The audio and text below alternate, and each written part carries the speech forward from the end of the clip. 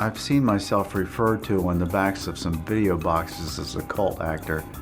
One of the fascinating things about George is that he was right there in the epicenter of the independent film movement in the early 70s. George Stover is one of those figures that embodies the entire mania that is cult cinema. He's an actor who has been in films from filmmakers like Don Dohler and John Waters. I thought you had been stealing my liquor.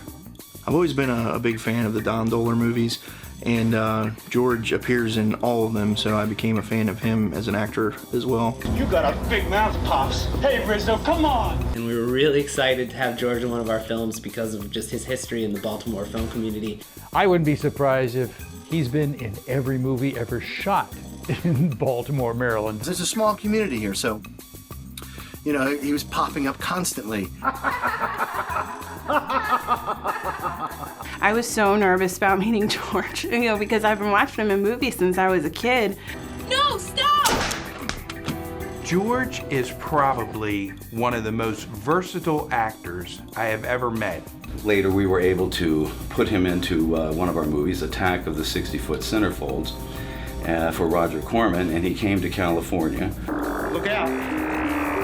Where he had the role of a scientist. He was a father of this dysfunctional, I guess you call him, murder family. We'll get these organs and then take care of those two. And then in the next movie, he was like this crusading vampire killer priest guy. You think George would be right for this part? And it's a cross-dressing alien bounty hunter, and he's like, yeah, George could do that, no problem. It was really scary when he was shot in the face, when his house was broken into. And that whole story, I'm sure George will explain that in his own words. Police say local actor George Stover came home to find a man in his home. I hate to say this, I'm in the emergency room.